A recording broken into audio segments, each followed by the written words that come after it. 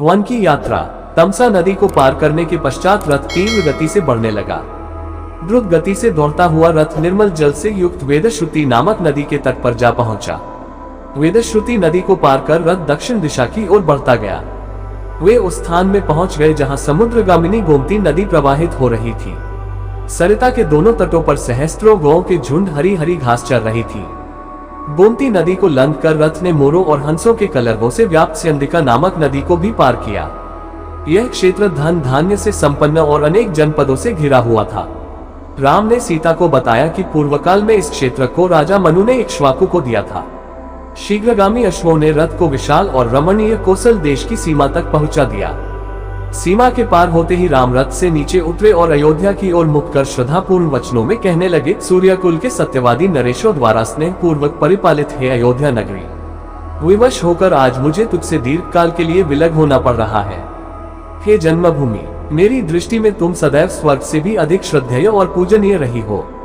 तुम्हारी सेवा मेरा गौरव है, किंतु परिस्थितिवश मुझे आज तुम्हारी सेवा से विमुख होना पड़ रहा है। हे जननी, तुम सदैव मेरे लिए प्रेरणामयी रही हो। तुम्हारी धूली मुझे चंदन की भांति शांति देती है। तुम्हारा जल मेरे लिए अमृतमय और जीवनदायी है। तुमसे विदा लेते हुए मेरा हृदय विदीर्ण हुआ जा रहा है। पिताजी की आज्ञा का पालन करके 14 वर्ष पश्चात मैं पुनः तुम्हारा दर्शन तथा तुम्हारी सेवा का सौभाग्य प्राप्त करूंगा। तब तक के लिए हे माता, मुझे विदा दो। हे माता, तुम्हें शत शत प्रणाम, कोटि कोटि प्रणाम। इतना कहकर राम ने अयोध्या प्रदेश की धूली को मस्तक से लगा लिया। उनके नेत्र अश्रुपूरित हो गए, किंतु प्रयास करके उन्होंने अपनी भावनाओं को नियंत्रित किया और पुनः रथ पर बैठ गए। रथासीन हो जाने के पश्चात वे लक्ष्मण एवं सीता को मातृभूमि की गरिमा एवं महत्व के विषय में बताने लगे। वे कलुषनाशिनी परम पावन भागीरथी गंगा के तट पर पहुंच गए। उस सुरम्य वातावरण में वे बहुत देर तक चकित से खड़े रहे। उन्होंने देखा दूर दूर तक लहलहाते हुए खेत नेत्रों को सुख देने वाली हरितिमा बिखेर रहे हैं। वातावरण अत्यंत सुरम्य है। स्वर्ण कलशों से सुशोभित धवल मंदिर भक्ति की भावना को जागृत कर रहे हैं। वहां के समस्त आश्रम साम गान की ध्वनि गुंजायमान हो रहे हैं। वायुमंडल हवन कुंडों से निकलने वाले धुएं से सुगंधित हो रहा है। अनन्य काल से ऋषि मुनियों द्वारा सेवित पवित्र भागीरथी कलकलनाद के साथ द्रुत गति से प्रवाहित हो रही है।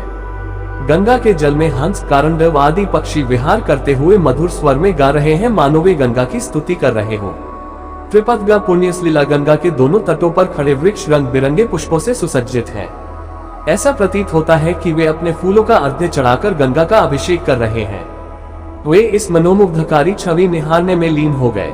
कुछ काल के पश्चात राम सुमंत से बोले, मंत्रव, आज हम यहीं विश्राम करेंगे। हनबुदी के उस विशाल वृक्ष पर कितने सुंदर तथा आकर्षक फल लगे हुए हैं। आज हम इन्हीं फलों का आहार करेंगे और रात्रि भी यहीं पर व्यतीत करेंगे। रामचंद्र का आदेश पाते ही सुमंत ने रथ को हनबुदी के वृक्ष के नीचे खड़ा कर दिया और अश्वों को निकट ही हरी हरी घास चरने के लिए छोड़ दिया।